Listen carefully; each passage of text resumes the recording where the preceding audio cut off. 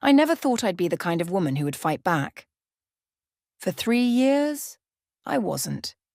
For 3 years, I was the woman who flinched at loud noises, who wore long sleeves in July, who perfected the art of making myself invisible.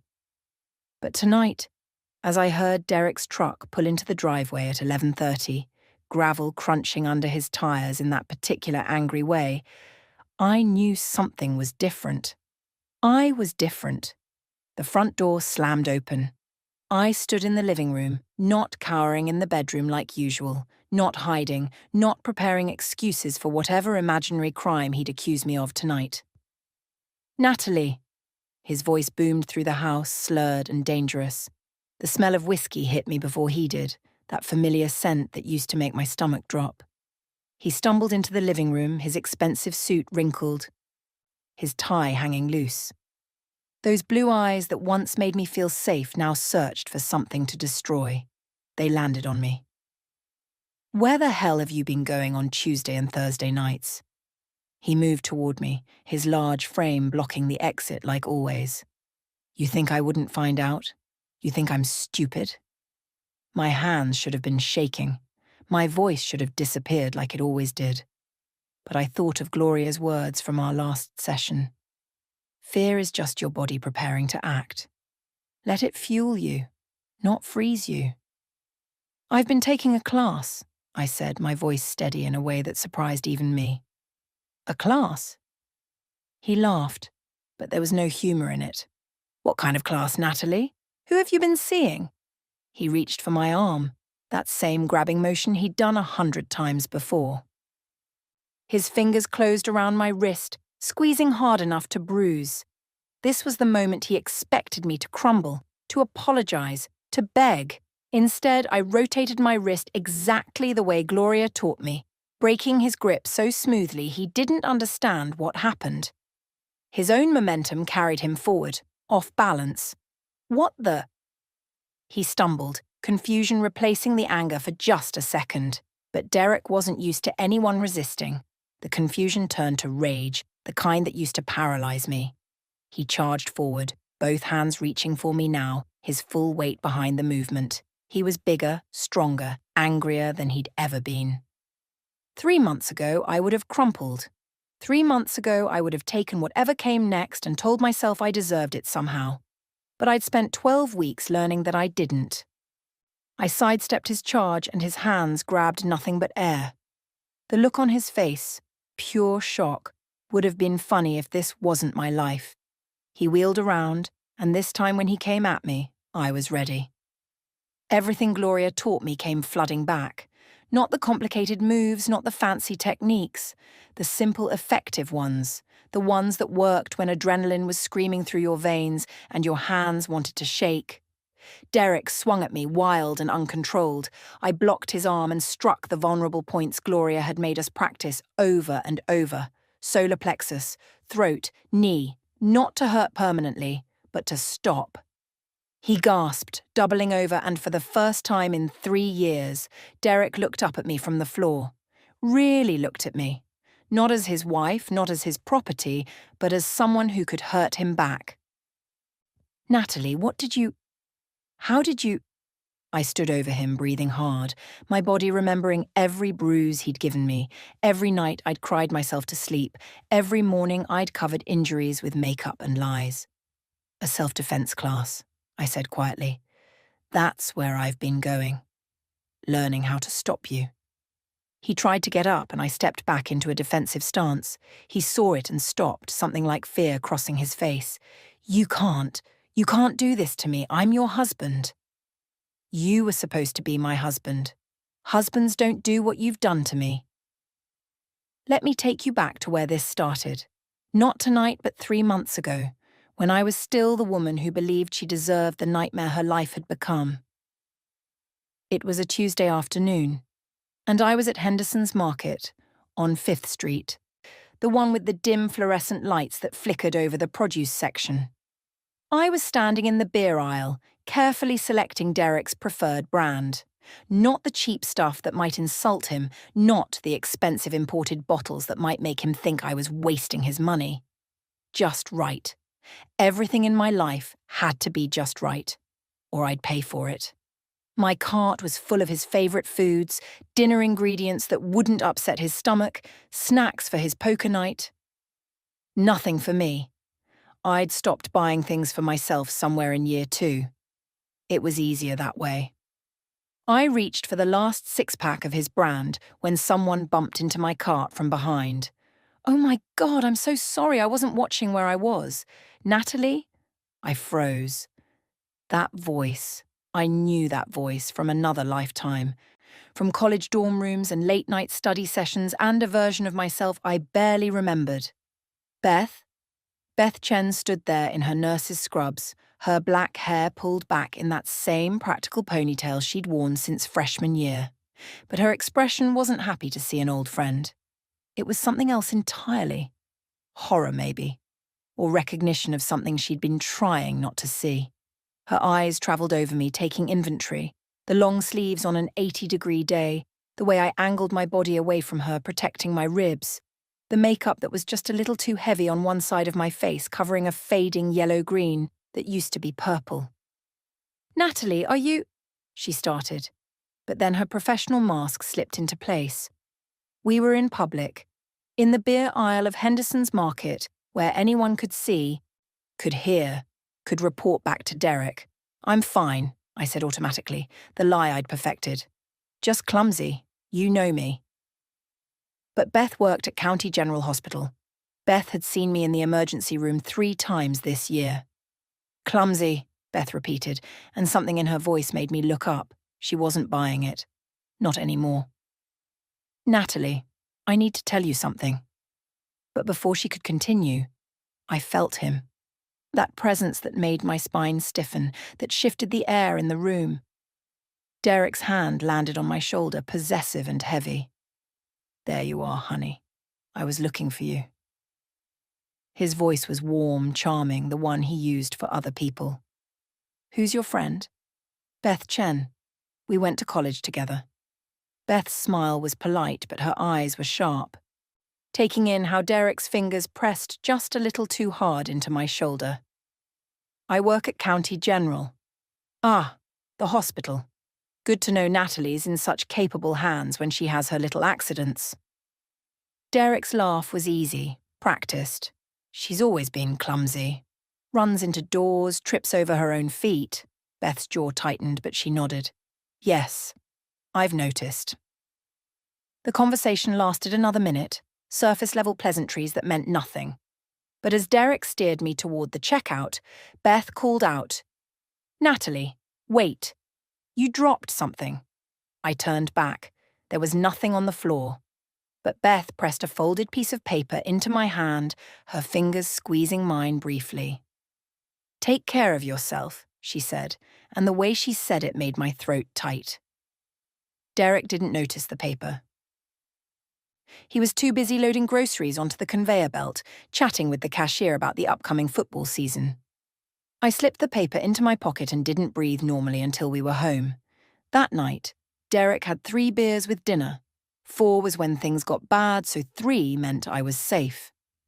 He fell asleep on the couch watching television, snoring loudly, one hand dangling toward the floor. I locked myself in the bathroom and unfolded Beth's note. The paper was a flyer, printed on bright yellow cardstock.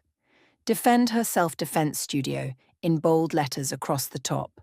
Below that, class times. Tuesdays and Thursdays, 7 to 9 p.m. Free for domestic violence survivors. Confidential. No questions asked. At the bottom, in Beth's handwriting, "You don't have to live like this. I can't watch you disappear. Please. B."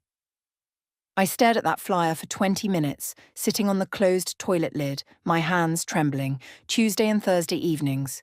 Derek had poker night every Tuesday and Thursday at his colleague Frank's house. 4 hours. 4 hours where he wouldn't notice I was gone. But the fear was overwhelming. What if he found out? What if someone saw me? What if? I folded the flyer and hid it inside my box of tampons, the one place Derek would never look. For 2 weeks, I couldn't bring myself to go. Every Tuesday and Thursday, I'd watch Derek leave for poker night, and I'd sit on the couch with that flyer burning a hole in my pocket, imagining what might happen if I were brave enough. On the third Tuesday, something changed. Derek came home early from work, angry about a deal that fell through. He wasn't drunk, which somehow made it worse. Drunk Derek was unpredictable. Sober, angry Derek was calculated. He grabbed my wrist for some imagined offense. I'd put his coffee mug in the wrong cabinet and twisted it until I heard something pop. I spent 20 minutes in the bathroom running cold water over the swelling, biting my lip to keep from crying loud enough for him to hear. When I came out, he was calm again, apologetic in that way that meant nothing. "You know I love you, right? You just make me so crazy sometimes, Natalie. Why do you make me do these things?" That night after he left for poker, I got in my car. My wrist throbbed as I gripped the steering wheel. The Defender studio was in an old warehouse building downtown, the kind of area that gentrified students called up and coming and everyone else called rough. I almost turned back 3 times. The studio was on the 2nd floor. I could hear voices as I climbed the stairs, women's voices, some laughing. How could they laugh in a place like this? The door was plain metal with a small sign. I stood outside for 5 minutes before I could make myself knock. A woman opened it.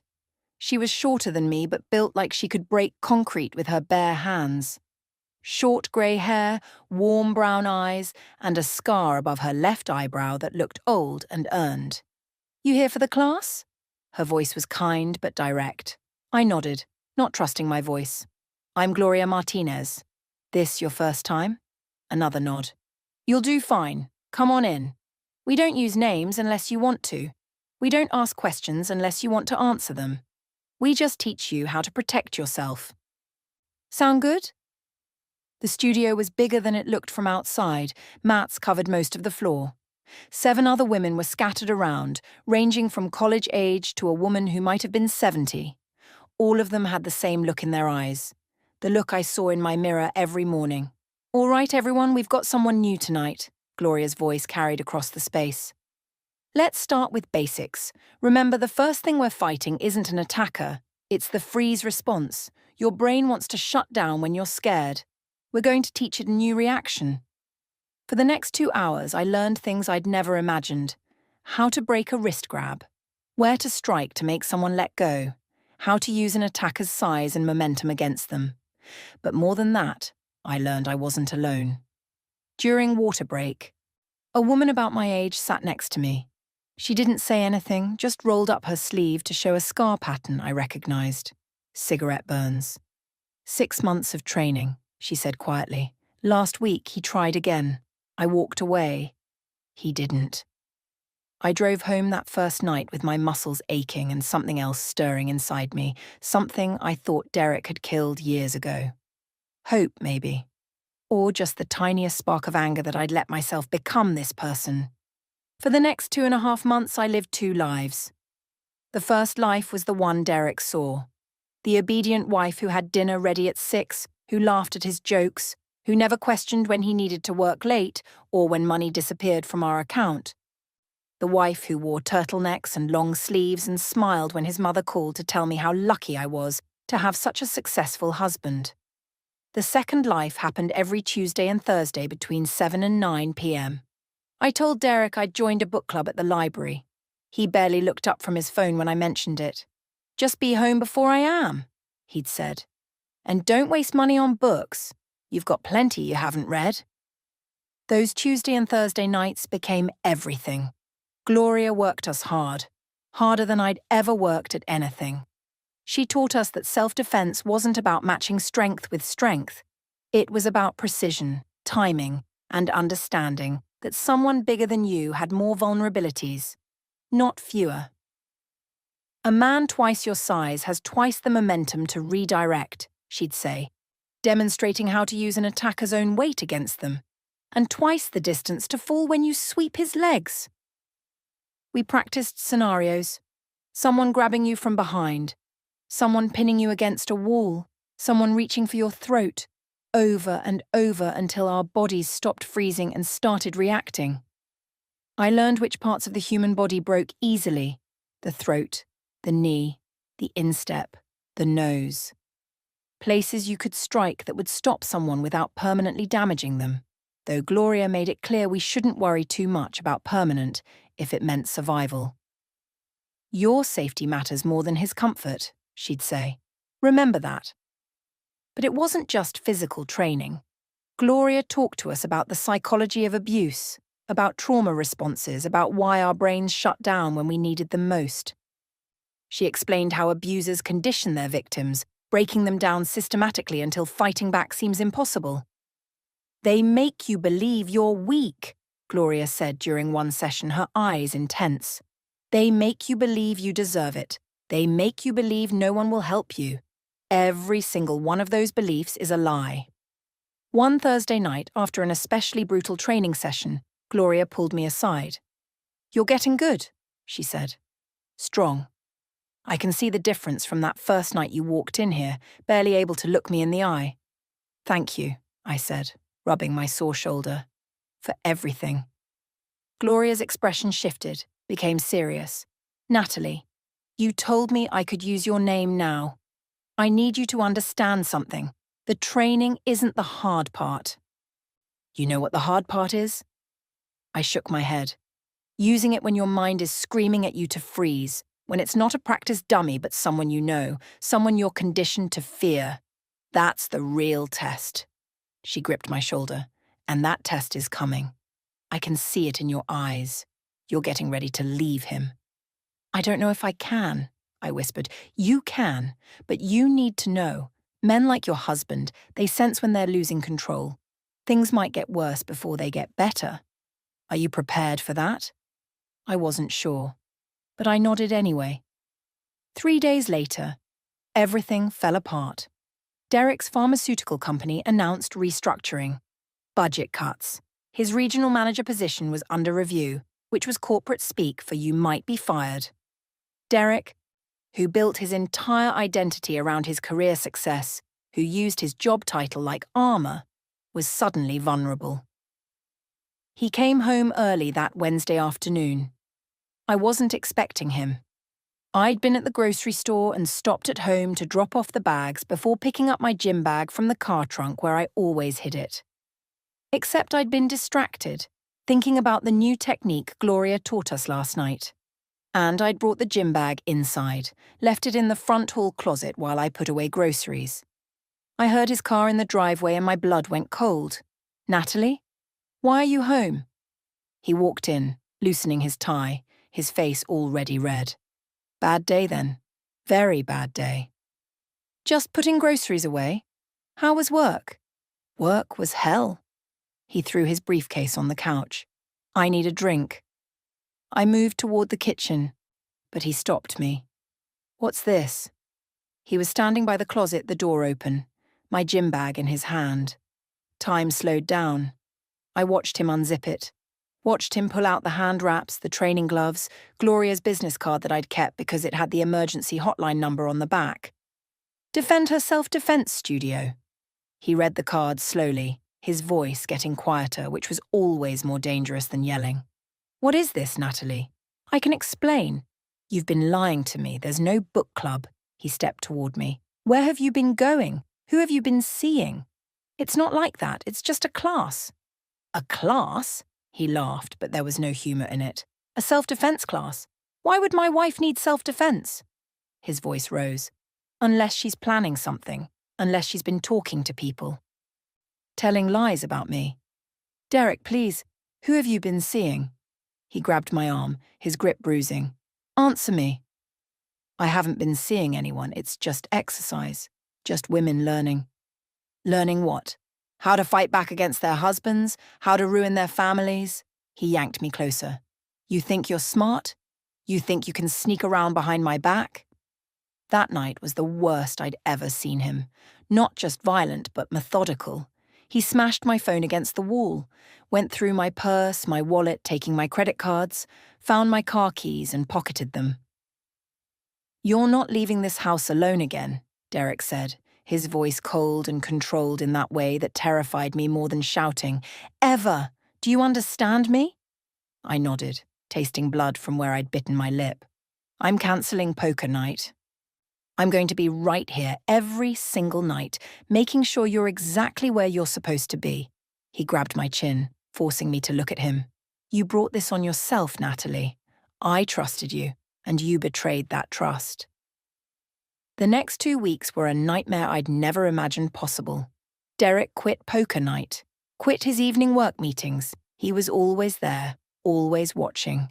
I couldn't go to the grocery store alone, couldn't check the mail, couldn't even sit in the backyard without him appearing at the window. He moved his laptop to the kitchen table so he could watch me cook, insisted I keep the bathroom door cracked when I showered, started sleeping with one arm draped over me at night like a chain. My sister Amy called the landline one evening. Derek answered. She's busy right now, Amy. Yeah, everything's fine. Just a lot going on. I'll tell her you called. He hung up before I could reach for the phone. Your sister worries too much. You don't need to be bothering her with our private business. Beth drove by the house twice. I saw her car from the living room window slowing down, her face worried. But Derek's car was always in the driveway, a constant presence. She couldn't stop, couldn't help. I felt my newfound strength slipping away like water through my fingers. All those training sessions felt pointless now. I was more trapped than ever, more controlled, more helpless. The woman who'd learned to fight back was disappearing, replaced by the scared, broken version Derek wanted me to be. I stopped eating properly. Food tasted like ash. I'd stare at my reflection in the bathroom mirror and barely recognize myself. The spark that Gloria's classes had ignited was flickering out. This is for your own good, Derek would say, stroking my hair like I was a child. You'll thank me later. I'm protecting you from yourself. On the 12th day of my imprisonment, Derek's phone rang at 8 in the morning. I was making his breakfast. Eggs, exactly 3 minutes. Toast cut diagonally because anything else was wrong.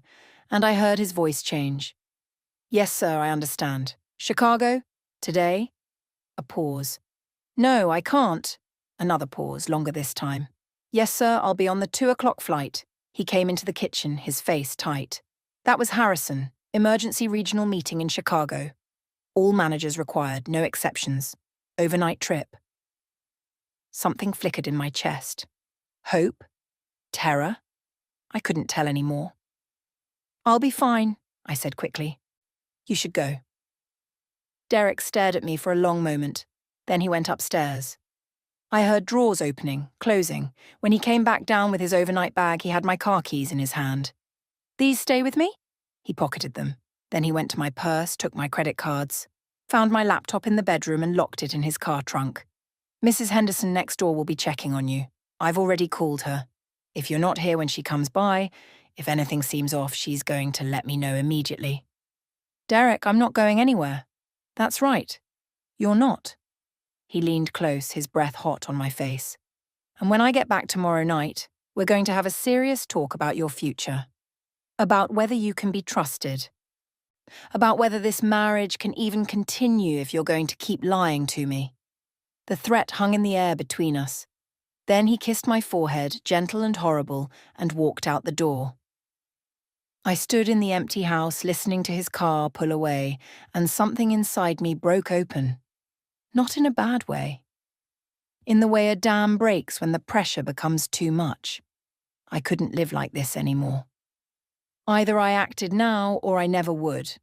There would be no second chance.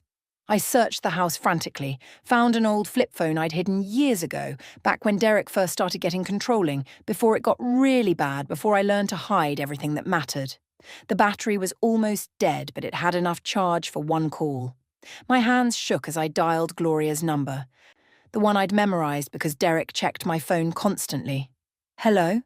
Gloria's voice, worried, cautious. It's Natalie. My voice cracked. I need help. Thank God. Beth called me 3 weeks ago. We've been trying to figure out how to reach you. Are you safe right now? He's gone, Chicago, overnight. But Mrs. Henderson is watching the house and he took my car keys and we'll handle it. Beth and I? Can you be ready at 2 a.m.?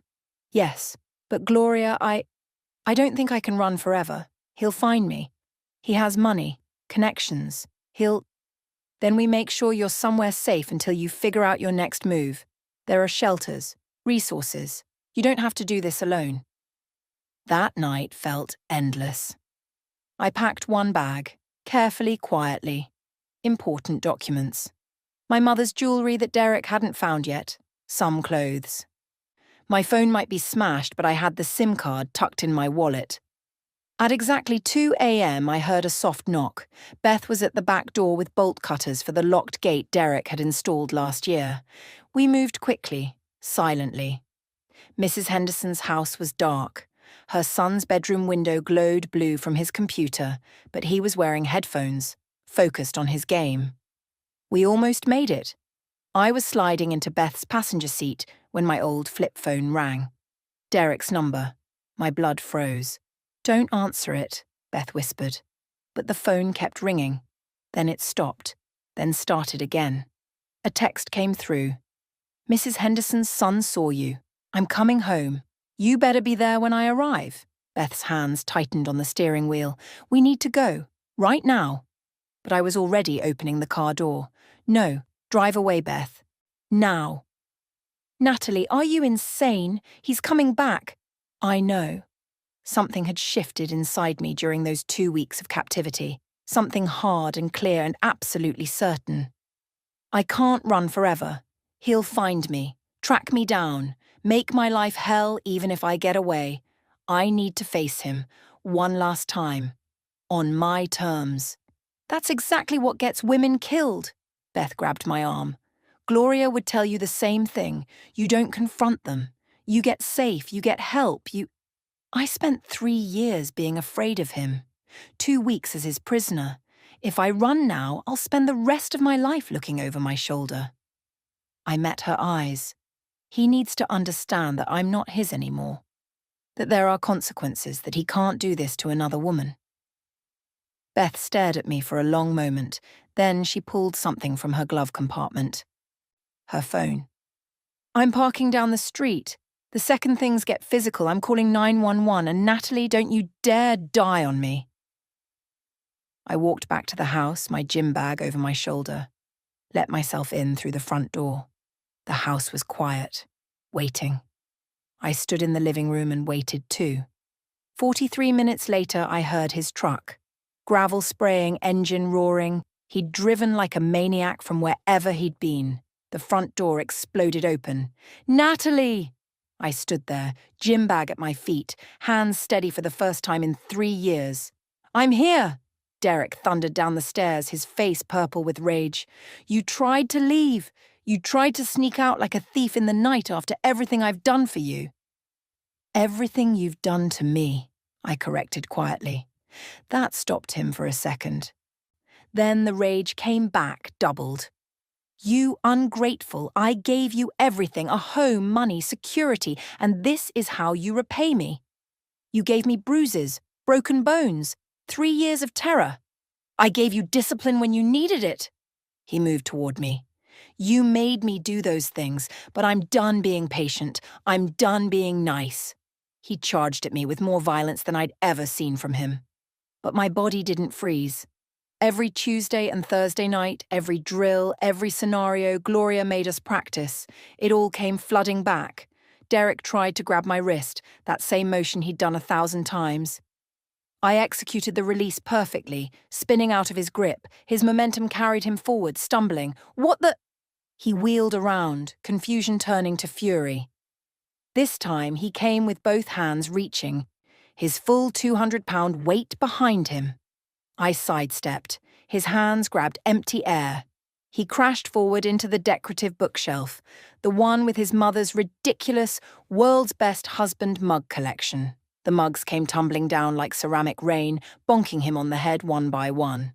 The largest one, World's Nakan One Hubby, in gaudy gold letters, landed directly on his skull and stuck there like a hat.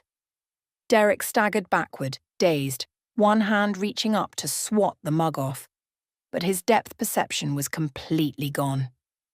He tried to charge again, the mug still wobbling on his head, and tripped over the coffee table, the expensive glass one he'd bought to impress his boss. He went down hard, tangled in the curtains he'd grabbed, trying to steady himself, the mug finally rolling off his head to shatter on the floor beside him. I stood there in my defensive stance, and something bubbled up from deep inside me. Laughter. Real, genuine, bewildered laughter at the absolute absurdity of this man who'd terrorized me for 3 years, now sprawled on the carpet, wrapped in curtains, surrounded by broken motivational mugs. The sound of my laughter seemed to enrage him more than anything else. He thrashed, trying to get up, but his expensive suit jacket was caught in the curtain rod. "Stop laughing at me," his voice cracked. "Stop it!" But I couldn't. 3 years of fear, of pain, of walking on eggshells, and here he was, the big, terrifying monster, looking absolutely ridiculous with world's best husband shards scattered around him like accusatory confetti. He finally freed himself and lunged at me one more time. This time I was ready. I used everything Gloria taught me: solar plexus, throat, knee, not to hurt permanently, but to stop him. Derek went down again, gasping, and this time he stayed down. He looked up at me from the floor, and for the first time in 3 years I saw fear in his eyes. Real fear. "How?" he wheezed. "How did you—" "Self-defense class," I said calmly. "Remember? The one you were so angry about." He tried to get up. I stepped back into defensive stance. He saw it and froze, something breaking in his expression. Red and blue lights flashed through the window. Beth had called 911 the second she heard the crash. 2 officers came through the door, taking in the scene. Derek on the floor, surrounded by broken mugs and curtains. Me standing calm and ready, the obvious history of violence written in the fear on my face and the rage on his. Derek tried to spin the story. "Officers, my wife attacked me. She's been acting crazy, taking these classes, plotting against me." "Sir, I'm going to need you to stay on the ground." The female officer's voice was firm. She looked at me. "Ma'am, are you hurt?" "Not this time," I said. The male officer was already photographing the scene, the broken phone from weeks ago that Derek had never cleaned up, the new holes in the wall, evidence everywhere. "We have documentation," I said quietly. 3 years of hospital records, photos, witness statements from my friend who's a nurse at County General. Derek's face went white. "You've been planning this. You set me up." "No," I said. "I just stopped letting you get away with it." Beth appeared in the doorway, her phone in hand. I recorded everything from outside, audio and video. "It's all here. Him threatening her, him attacking first, everything." "There's more," the female officer said, looking at her partner's phone. "Dispatch says a neighbor's son was live streaming and caught footage through the window. It's already been sent to the station." Derek's face went from white to grey. "That kid, he was supposed to be helping me. He called me when she tried to leave." "He also accidentally recorded you smashing her phone 2 weeks ago," the officer replied. "Window reflection, crystal clear footage." They handcuffed Derek and read him his rights. As they lifted him to his feet, he looked at me with something between hatred and disbelief. "You'll regret this, Natalie. I'll fight this. I'll make your life hell." "No," I said, my voice steady. "You will. Because every woman you ever look at from now on will know what you are. And you'll remember the night you learned you're not invincible and that your mother's mugs have better aim than you do." The officers led him out. One of them stayed behind to take my statement while paramedics checked me over. Beth sat beside me the whole time, her hand in mine. "You're insane," she whispered, "but you're also the bravest person I know." "I'm not brave," I said. "I'm just tired of being afraid." 6 months passed like a strange dream. I pressed charges. Derek's expensive lawyers tried everything, but the evidence was overwhelming. Hospital records dating back 3 years, all treated by Beth, all documented. The video footage from that final night. The live stream recording that had gone semi-viral in the local gaming community with the caption, "When the boss fight doesn't go as planned." Derek's trial was set for next month, but his lawyers were already pushing for a plea deal. They knew they couldn't win. I moved into a small apartment across town. Amy flew in the day after Derek's arrest and stayed for 3 weeks, horrified that she hadn't known, hadn't seen. We cried together, talked for hours, began rebuilding the sisterhood that Derek had slowly poisoned. "I should have known," she kept saying. "I should have pushed harder when you kept cancelling our visits." "He was good at hiding it," I told her. "And I was good at lying. That's what abuse does. It makes you complicit in your own suffering." I started teaching again, part-time at first. Elementary school, second grade. Helping children learn to read. Some of them came from difficult homes. I recognise the signs now. The flinching, the over-apologising, the desperate need to please. I made sure to document everything, to connect families with resources, to be the person I'd needed when I was drowning. Every Tuesday and Thursday evening, I went back to Gloria's studio. Not as a student anymore, but as a volunteer instructor. I helped train other women, shared my story, showed them that fighting back was possible. Gloria hugged me the first night I came back. "I knew you had it in you," she said. "From that very first night, when you could barely look me in the eye. I knew." The viral video became an unexpected teaching tool. Gloria showed it to new students as proof that abusers look far less intimidating once you stand up to them. "See that?" she'd say, pausing on the frame where Derek had the mug stuck on his head. "That's a man who thought he was powerful, thought he was in control. Violence isn't power. It's weakness. And weakness falls apart when someone finally says no." Beth and I had coffee every Sunday morning. She'd been carrying guilt for years, watching me deteriorate, treating my accidents in the ER and knowing she couldn't force me to leave. "I almost gave up on you," she admitted one morning. "After the third ER visit, I thought maybe you'd never leave him." "I almost didn't," I said honestly. "If you hadn't given me that flyer, if Gloria hadn't taught me I was worth fighting for, I'd probably still be there. Or dead." The letter arrived on a Tuesday morning, 6 months and 3 days after Derek's arrest. It was from his lawyer's office, thick and official. Inside was a handwritten note from Derek asking me to drop the charges, claiming he was getting help, attending anger management, seeing a therapist, promising he'd changed. I almost threw it away without reading further. But something made me look at the second page. It was another letter, this one required by his court-mandated counselling program. A full acknowledgement of his actions. No excuses, no justifications, just raw admission of what he'd done. "I hit you," it read. "I controlled you. I isolated you from everyone who loved you. I made you believe you were worthless. I destroyed who you were and tried to remake you into someone who existed only to serve me. I terrorized you in your own home. I made you afraid to breathe wrong, to speak wrong, to exist wrong. I took 3 years of your life and filled them with pain and fear." The words continued, page after page of specific incidents, specific cruelties, things I'd almost convinced myself hadn't been that bad, things I'd minimized to survive. The final paragraph made me set down my coffee cup. I will never hit another woman again. Not because I've changed, but because I'm terrified of what happens when they stop being afraid.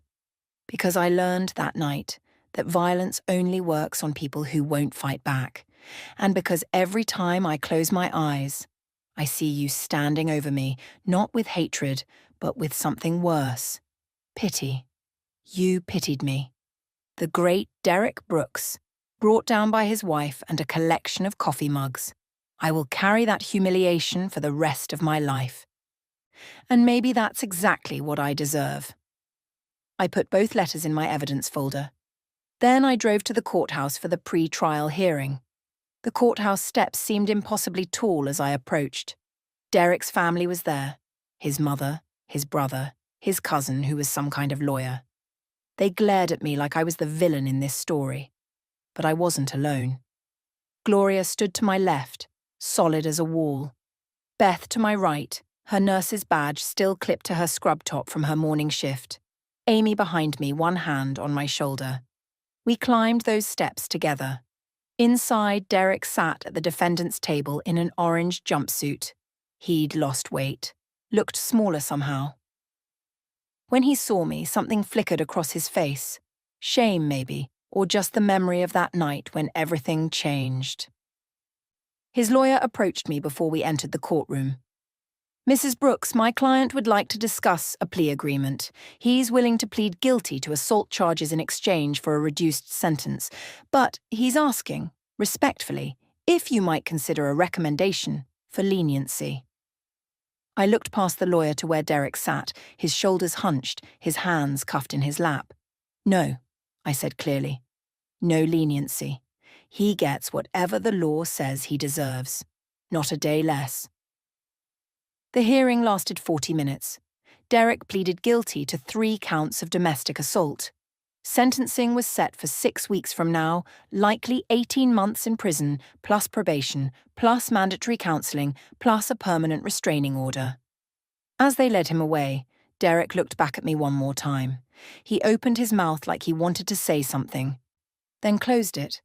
There was nothing left to say. Outside the courthouse, Gloria put her arm around my shoulders. "How do you feel?" "Free," I said. And I meant it. 1 year later, I stood in Defend Her studio teaching an evening class. 15 women, all ages, all with stories written in their careful movements and downcast eyes. "My name is Natalie," I said, "and I'm going to teach you something important tonight. Not just how to throw a punch or break a grip. I'm going to teach you that you're worth defending, that you deserve to take up space. That fear is not a life sentence." I still kept one of those world's best husband mugs, not in some prominent place, but in the back of my kitchen cabinet. A reminder that sometimes the universe has a sense of humour, that bullies look ridiculous when they fall, that the things we're most afraid of are often less powerful than they seem. Derek was released after 14 months with time served. I heard through Beth that he moved 2 states away, worked construction, attended his mandated therapy sessions. His mother still sent me hate mail occasionally, which I forwarded directly to my lawyer. I never saw him again, and that was exactly how I wanted it. Amy visited every few months. We'd grown closer through crisis the way sisters sometimes do. She started a blog series about domestic violence that went viral, raising awareness and funds for shelters. She never used my name, but I recognized our story in every word. Beth and I remained close. She'd started working with the hospital's domestic violence advocacy program, training staff to recognize signs of abuse and connect victims with resources. "You changed my life too," she told me once. "Watching you find your strength, it reminded me why I became a nurse, to help people, to see them through their worst moments and out the other side." On the 2-year anniversary of that final confrontation, Gloria threw a small celebration at the studio. Just the core group of women who'd been training together since the beginning. "To Natalie," Gloria raised her water bottle in a toast, "who proved that courage isn't the absence of fear, it's deciding that something matters more than fear." "To all of us," I corrected. "Every woman who ever said enough, every woman who fought back, every woman who survived." We clinked our bottles together, these warriors in yoga pants and tank tops, these survivors who'd reclaimed their lives one defensive stance at a time.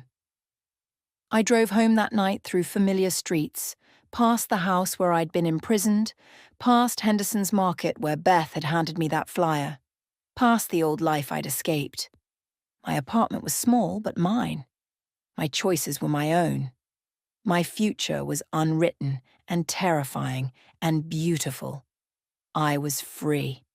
And Derek Brooks, the man who'd stolen 3 years of my life, who'd tried to break me, who'd learned too late that violence only works on people who won't fight back, he would spend the rest of his life remembering the night his wife stopped being afraid.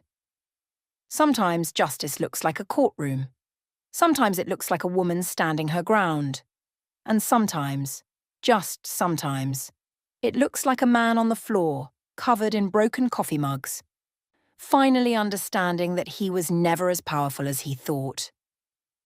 I smiled as I unlocked my apartment door. Tomorrow I'd teach another class, help another woman find her strength, continue building the life I deserved.